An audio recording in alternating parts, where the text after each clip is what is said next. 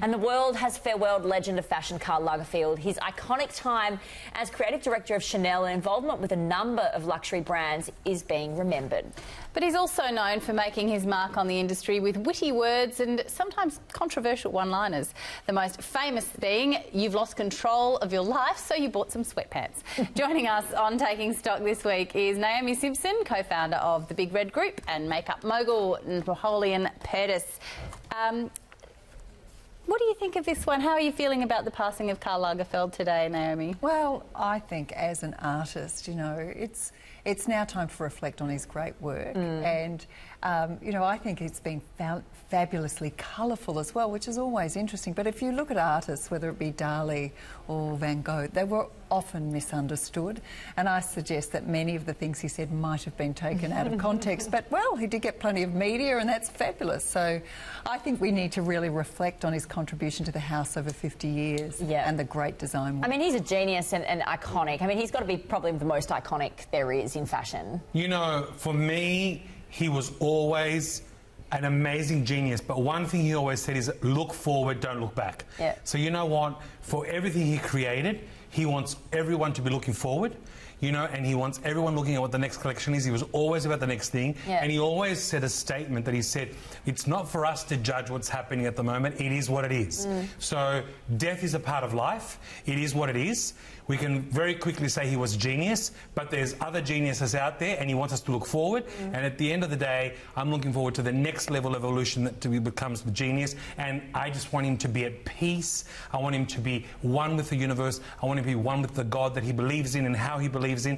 And the rest, I'm looking forward, because ultimately we all have to come in the door and then go out the back door somehow. He's certainly been dynamic, though. I mean, in terms of what he's been through in his career, I mean, he hasn't just... He's so known for Chanel. He spent even longer at Fendi, he's been at Chloe. I mean, he's got his own brand, the Karl Lagerfeld brand. I mean, he certainly has been dynamic, changing with the times over the number of years. Not just changing with the times, but influencing the whole industry. He changed the times. He did change the times, and, you know, often, you know, you'd look at the runway and think, oh, I wonder what he was thinking there. And then you find the evolution of his designs in other ones and other younger designers. And I think that was always a beautiful thing about how he did support young design, and a lot of the energy for his work did come from youth. And what do you think his greatest legacy will be? Well, to be perfectly honest, I don't really think he did anything more than just actually make Chanel something. If it wasn't for Karl Lagerfeld, Chanel would be nothing. You know, he reinvented, you know, what it meant. But I don't think he actually changed the times, because, you know, he never really looked to other designers, and he didn't want other designers looking to him. I remember the Last Emperor, the movie in relation to Valentino's life, they hugged each other and they said, there's you and me and the rest of the deluge. You know, and he was just so fabulous at that.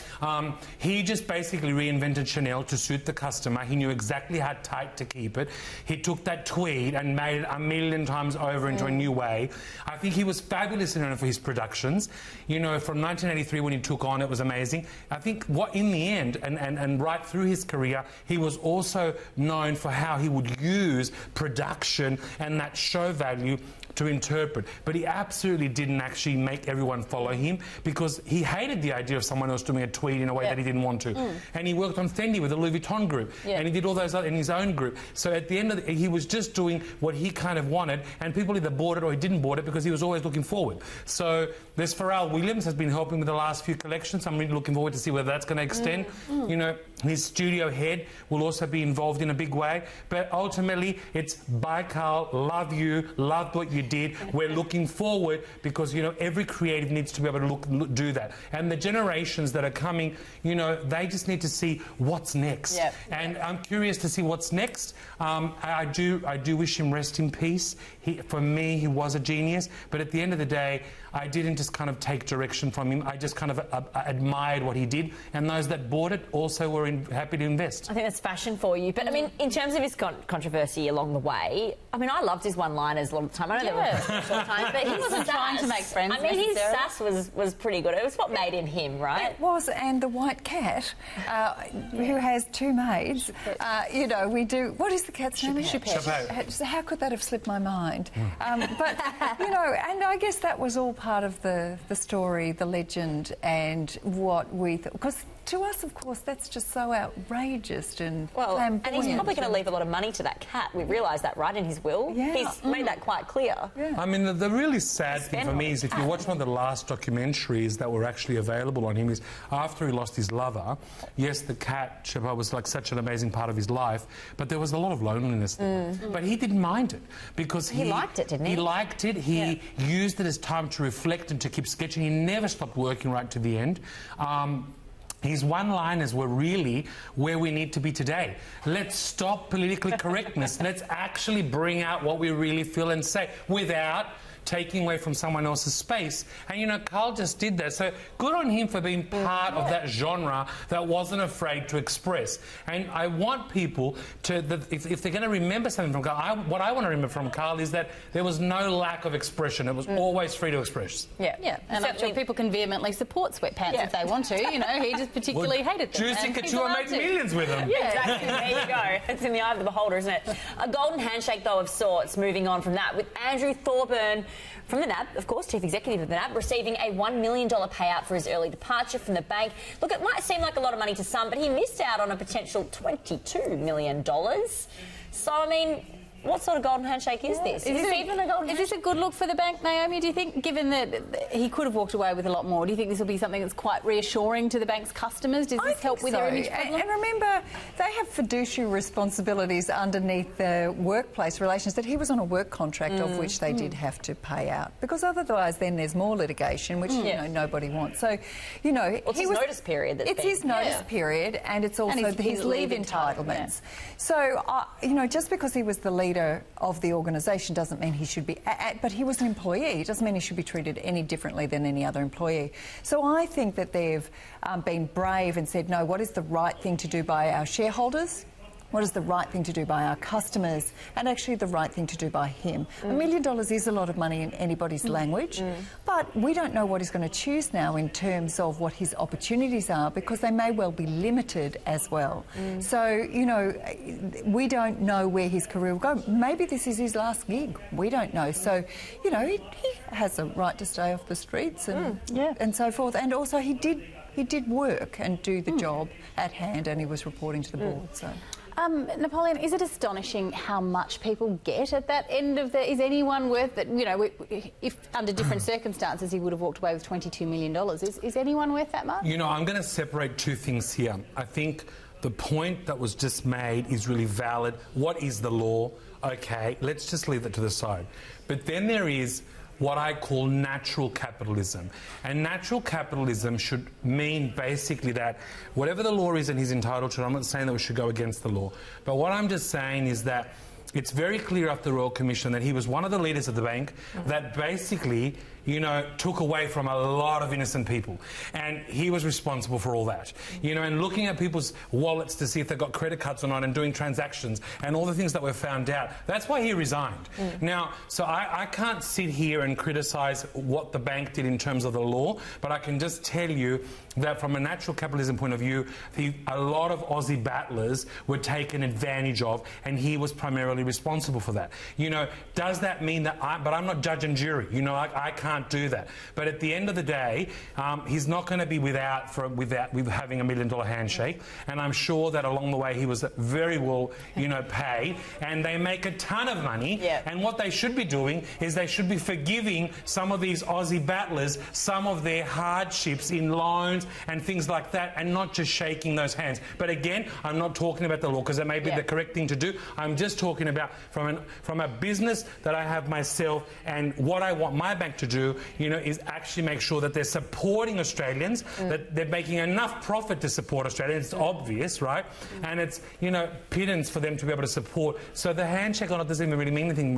What means to me is let's change the way we want our financial institutions to support battling Australians, to support Australians that have a vision, to support Australians that want to enhance creativity, and to make our youth be brought up in a country where they can say, I can be something. And this banking world at the moment, it's not. That's why I said the other day on Peter Switzer, you know, I'm really quite happy with my bank because Shane Elliott, you know, took the time. And the front line, you know, to and fro, but at the end it was good. In NAB, you know, a couple of times I think we did applications, they were terrible. You know, absolutely terrible. That's my experience. Coming in here from Napoleon. But we'll move on from that for for the moment because we've got something else controversial to talk about. And Very I controversial. think we're going to have some different opinions, so let's bring this one in. A Sydney restaurant making a bold move, banning iPads and iPhones, even colouring books and building blocks. Pazar Food Collective, it's a Turkish-Mexican fusion restaurant in Canterbury, wants parents to engage with their children instead of directing them to a tablet at dinner. Now, it's been met, as I said, with mixed opinion. Naomi, what do you think? So they're really looking at kids here. I'm looking at adults. Right. So we were on date night on Friday night at a very fancy restaurant in Sydney, and we found a lot of people around us on their phones and not talking to each other. This was a dimly lit, it was, you know, one of the Merivale hotels. Beautiful restaurant, beautiful, and the food was works of art. Yeah.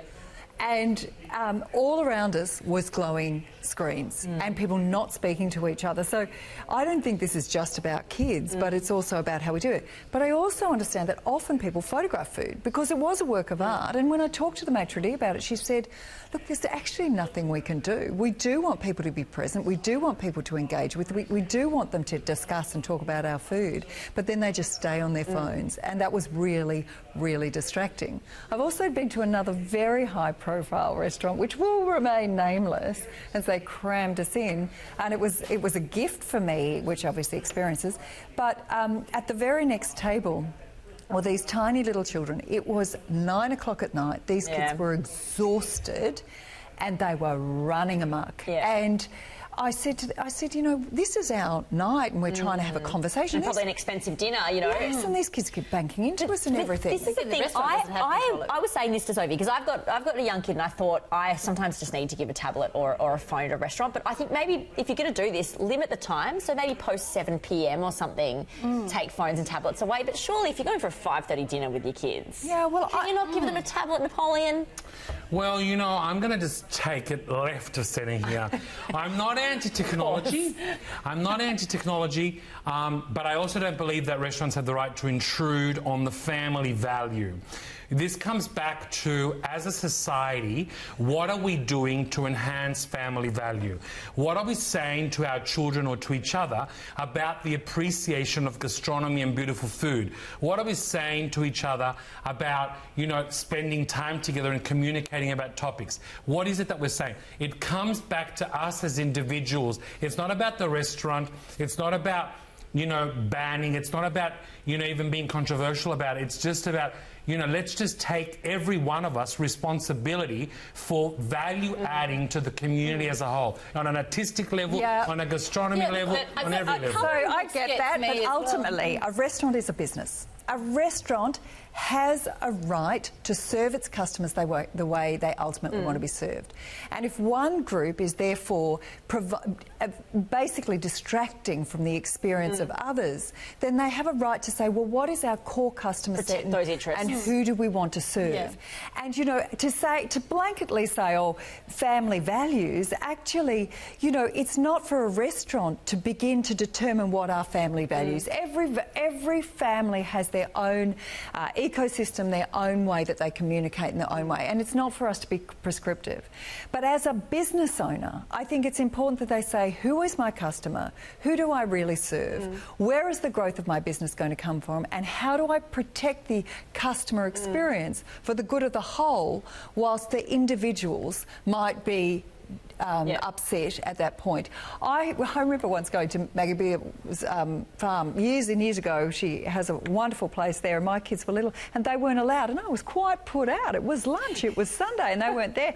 And then I kind of go, yeah, but actually they would have run up the thing and you would have had much more enjoyable lunch. Yeah, and so it would have been a different story. At the time I was offended, but actually I appreciate it, and we went to somewhere that was kid-friendly, that did welcome kids with open hands, that had jungle gyms outside, and it was fabulous. So I think it's really up to the business owner to say this is what we stand for. So good on him. Colouring books I don't get though. Like, I could get my kids to sit and colour. That was a win. You know? we could talk for a lot of time on the table. We've got lots more topics to cover though, so we've got to take a break. Yeah, we do. But still to come, say it isn't so. Why Aussies are shunning French champagne. Is that how you spell champagne? There's more Your Money Live coming up after the break. We're We're back with more Taking Stock, joined by Naomi Simpson, co-founder of the Big Red Group, and makeup mogul Napoleon Purtis. Now, hundreds of Brisbane residents have called for pets to be allowed to travel on buses, ferries and trains in the city to boost the economy. Yeah, part of the agreement would see dogs receive accreditation to ride on public transport with cities across the world. As we know, including Paris, Washington, New York, they already allow it. So, what do you think, Naomi? Absolutely. Are you a pet lover? You've got pets? I've got a pet, but also, you know, pets are social creatures and they need to be with people. And I do take my dog on the Sydney ferry and he comes to work occasionally with me. And the other day, I don't know, and the other day... That's allowed, yeah. And the other day, he is actually, in Sydney, I understand, as long as he's either outside, which he can be on the ferry, or he's approved to go by the driver or the ferry master, then he's allowed to go. But the other day I got caught out. I was at the bus stop and I thought my husband was meeting there, so I walked the dog down and my husband was supposed to meet me there. We were rushing to Sydney. He was at a different bus stop. So I just got on the bus with my dog and otherwise the dog would have been left there by the same. But I think that pets are such an integral part of our community. They really are. And we know that people who have time with pets are calmer, happier and so forth. But also I think that pets need to travel with us when we go away and more, you know, they're making really pet-friendly places. But Qantas Freight has just increased their prices for travelling with pets tenfold. So it used to cost us $70 to take our dog with us. It now costs $700. There you go. And I think that's discriminatory. Napoleon? It is. What's your take on this? Yes. You know why? Because they just He was so create quiet a great for so balance. A great balance. The only thing I say is there's got to be rules around how they do not intrude on other people's privacy, because some people may not like them. Or be allergic. Or be allergic, absolutely. Or on a packed train in peak hour, I don't want people to have their dogs on there when there's not enough And with a people leash, standing. you know, like there needs to be all those kind of rules set out. But absolutely, I mean, you know, why not? And why do we have to have certain just everywhere? The whole city should belong to all souls. Our pets are a part of our life. So yes. Clear resounding yes there from both our panellists today on the pet front. Also watching a champagne story. Sophie, one of your favourites? Yeah, well, this is true. Aussies are shunning champagne. We don't have to call it French champagne because it's champagne, it's French. To save cash, opting for locally made bubbles. They say that it's because of sliding property prices, rising mortgages, other costs. Naomi, would you always go for the French or would you go for an Australian sparkling? I didn't realise that doing Feb Fast was going to have such an impact on the economy. I'm very sorry to all of the French champagne producers. I'll bring it back as soon as March comes. I think there's actually also a shift in tastes in terms of what people are selecting. It's wonderful to see Australian entrepreneurs who are gin manufacturers who are producing vodkas. We've even got whiskies that are world class. And I think people are there, you know, what is a celebratory drink is beginning to shift slightly. And I think we're very proud locally. There is no doubt there is pressure on household income. Utility bills, which is one that you didn't mention, utility is really something that people are... Every time you open that envelope, you go, really? Really? And I'm just awful around the house now. I turn off everything and I go, and this bill still comes. So that's shifting people from expensive champagne to cheap champagne by the sounds of it. Napoleon, what do you think? Well, I don't drink, but, you know, I love watching people that haven't had champagne ever and going, oh, yuck. You know, and I love it every time because there's this whole hype around it, and then once they try it. So I do agree that there's shifting tastes, but at the end of the day, I just think that we've just got so much that we've got locally that it's just so much less expensive. I don't necessarily think it's just because of like lack of income. I also think it's because they might think it tastes better. There's more choice. You know, and there's more choice, and they might think so. That is another victim of choice, of availability, of just, you know, different taste buds. But as a non-drinker, I can't comment much more on that because when I did have a little bit of champagne, it was kind of like, not sure about this one. And then one time it kind of gave me a really bad headache, and I'm like, cheap drunk, I said get rid that of too. it. I hate champagne and headaches. That's why. Gin becoming really popular. Absolutely. And That we've got gives me a some headache. beautiful distillers now in Australia. And again, it's all about supporting small business, so let's buy Australian, why not? All right, I think we're out of time. Napoleon Purtis, appreciate your time on the show. Thank you. Love it. Love being here. Naomi Simpson, Big Red Group, thank you so much for your company as well. Thanks for having me.